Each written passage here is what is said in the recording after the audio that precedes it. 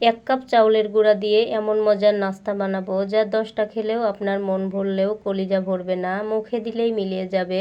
Hello বন্ধুরা, welcome back to my channel. আমি শারমিন আপনাদের মাঝে আজও নতুন একটা রেসিপি নিয়ে হাজির হয়েছি। আজকে মাত্র 1 কাপ চাউলের গুঁড়া আর সামান্য তালের পিউরি বা রস দিয়ে এমন মজার নাস্তা বানাবো যেটা একবার খেলে বারবার খেতে ইচ্ছে করবে। বিশ্বাস করুন, এতটাই মজার আর সুস্বাদু হবে যা 10টা খেলেও আপনার কলিজা ভরবে না। আর সবচেয়ে মজার ব্যাপার হলো এই নাস্তাটা বানাতে খুব বেশি উপকরণের প্রয়োজন নেই। ঘরে থাকা সহজ কিছু উপকরণ দিয়েই খুব অল্প সময়ে তৈরি করে নিতে পারবেন। চলুন শুরু করা যাক। এখানে আমি দেখতে পাচ্ছেন অল্প কয়েকটা কাঁঠাল নিয়েছি। কাঁঠালের বিচিগুলো আলাদা করে নিচ্ছি। তবে প্রিয় বন্ধুরা, এখানে আপনারা কাঁঠালটা কম বেশি করে নিতে পারেন। কাঁঠালের বিচিটা কিন্তু আলাদা করা হয়ে আসছে। তবে আমার চ্যানেলে যারা নতুন আসবেন অবশ্যই চ্যানেলটি ভিজিট করে সঙ্গেই থাকতে পারেন প্রিয় বন্ধুরা। এই যে দেখুন, কাঁঠালের বিচিগুলো আলাদা করা হয়ে গেছে। এখন আমি এই কাঁঠালগুলো হাত দিয়ে সুন্দর করে কিন্তু মথে নিয়ে রসটা বের করে নেব। তবে আপনারা ব্লেন্ডার করে নিতে পারেন। সামান্য অল্প কাঁঠাল, এই জন্য আমি আর ব্লেন্ডারে দিলাম না। এই যে রসটা বের করা হয়ে গেছে। এ পর্যায়ে এখানে আমি একটা ছাঁকনি নিয়েছি। ছাঁকনি দিয়ে রসটা সুন্দর করে ছেঁকে বের করে নিলেই কিন্তু হয়ে যাবে। তবে প্রিয় বন্ধুরা, ছোট্ট একটা লাইক দিতে, ভিডিওটা দেখতে দেখতে পর্যায়ে এসেও যারা ভুলে গেছেন প্লিজ ছোট্ট একটা লাইক দিয়ে ভিডিওটা প্রথম থেকে শেষ পর্যন্ত ফুল কন্টিনিউ করে দিবেন। তা না হলে কিন্তু এই পিঠা বানানো বা নাস্তাটা বানানো বুঝতে পারবেন না স্কিপ হলে। এই যে রসটা কিন্তু বের করা হয়ে গেছে, উপরের অংশটা আমি ফেলে দেব।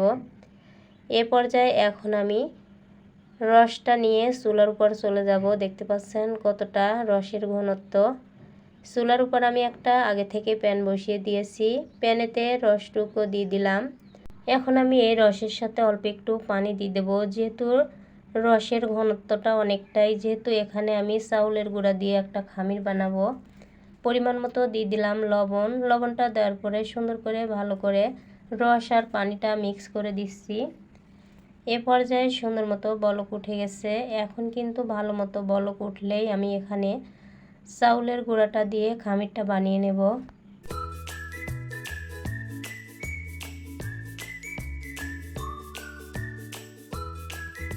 এখন আমি চাউলের গুঁড়াটা দিয়ে দিলাম। চাউলের গুঁড়াটা দেওয়ার পরে কিন্তু গ্যাসের ফ্লেমটা হাই ভোল্টেজে দেওয়া যাবে না, একদম মাঝারি সাইজভাবে গ্যাসের ফ্লেমটা রেখে দিয়ে অনেকটা সময় নিয়ে নরম সফট করে একটা ডো বানিয়ে নেব।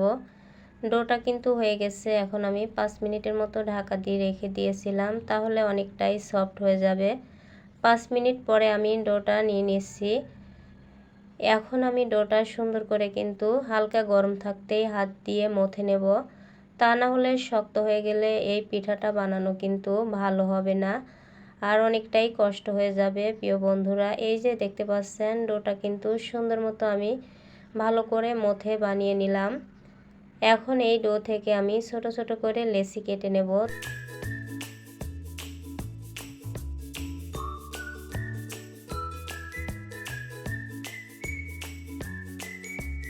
এ পর্যায়ে আমি হাতে একটু সয়াবিন তেল মেখে নিয়েছি। আর এই যে দেখতে পাচ্ছেন এভাবে করে ছোট ছোট করে লেচি কেটে নিচ্ছি। তবে আপনাদের মতো আপনারা লেচিগুলো কেটে নিতে পারেন। কেউ বড় করতে পারেন, আবার কেউ এর চাইতে ছোট করতে পারেন।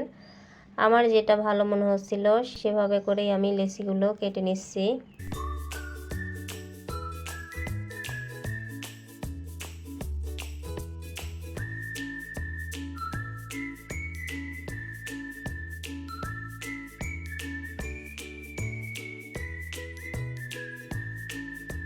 দেখুন লেচিগুলো সম্পূর্ণ কাটা হয়ে গেছে। এখন আমি এই লেচি থেকে হাতের 2 তালুর সাহায্যে সুন্দর করে গোলাকার করে বলগুলো বানিয়ে নেব। দেখতেই পারছেন প্রিয় বন্ধুরা কিভাবে করে আমি এই বলগুলো বানিয়ে নিচ্ছি। বলগুলো কিন্তু হাতে আগে সুন্দর করে চেপে নিতে হবে, তারপরে সুন্দর করে গোলাকার করতে হবে। এই যে এভাবে করে কিন্তু 4টা বল আমি করে নিয়েছি। আস্তে আস্তে সম্পূর্ণ বল বা নাস্তাগুলো আমি বানিয়ে নেব। অনেকটা সময় নিয়ে কিন্তু সুন্দর করে এই বলগুলো বানাতে হবে।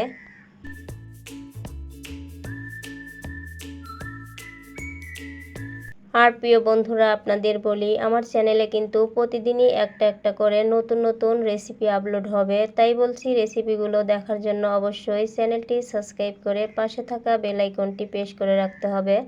তাহলে যখনই কোনো রেসিপি আপলোড করব, নোটিফিকেশন যাওয়ার সাথে সাথে দেখে নিতে পারবেন। এই যে দেখুন, এভাবে করে সম্পূর্ণ নাস্তাগুলো বানিয়ে নিয়েছি। কত সুন্দর হয়েছে আপনারা দেখলেন। এখন আমি চুলার উপর চলে এসেছি। আগে থেকে একটা প্যান বসিয়ে দিয়েছিলাম। প্যানেতে 1 কাপের মতো চিনি দিয়ে দিলাম। ওই কাপ মেপেই 2 কাপের মতো পানি দিয়েছি। এখন আমি 2টা এলাচ দিয়েছি, একটা দারচিনি, পরিমাণ মতো লবণ দিয়ে দিলাম। এখন এই পানিটা সুন্দর মতো ফুটলেই কিন্তু এর ভিতর আমি নাস্তাগুলো দিয়ে দেব। তবে এখানে কিন্তু সম্পূর্ণ চিনিটা একদম গলায় নিতে হবে প্রিয় বন্ধুরা। আর এভাবে করে আপনারা একবার হলেও শুধুমাত্র ঘরে থাকা উপকরণ দিয়ে নাস্তাটা বানাতে পারেন। এই যে দেখুন, চিনিটা একদম ফুটে গেছে, সুন্দর মতো বলক উঠে গেছে।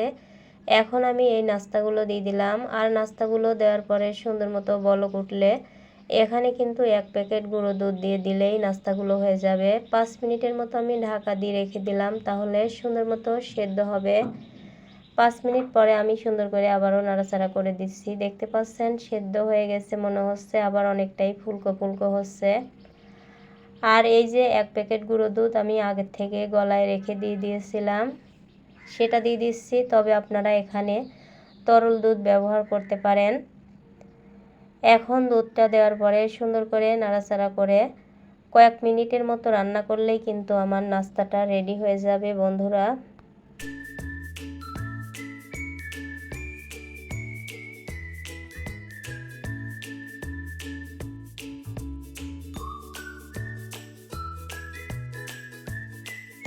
দেখুন কত সুন্দর মতো বলক উঠে গেছে। এখন আমি এখানে কিছু কিশমিশ ব্যবহার করতেছি। আপনারা এখানে যে কোনো ধরনের বাদাম ব্যবহার করতে পারেন। মাশাআল্লাহ, খেতে কিন্তু আরও দুর্দান্ত হবে।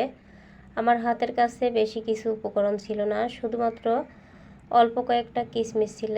কিশমিশগুলো আমি সুন্দর করে ছোট ছোট করে কেটে নিয়ে দিয়ে দিলাম। মাশাআল্লাহ, কিশমিশটা দেওয়ার কারণে অসম্ভব লোভনীয় হয়েছিল।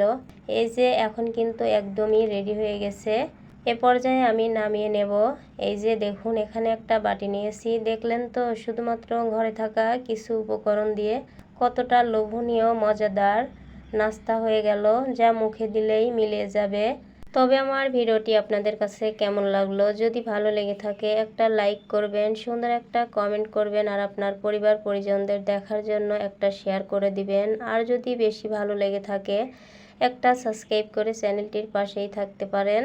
তবে আজকের মতো এখানেই বিদায় নিচ্ছি। সবাই ভালো থাকবেন, সুস্থ থাকবেন। আল্লাহ হাফেজ। ধন্যবাদ সবাইকে। আসসালামু আলাইকুম।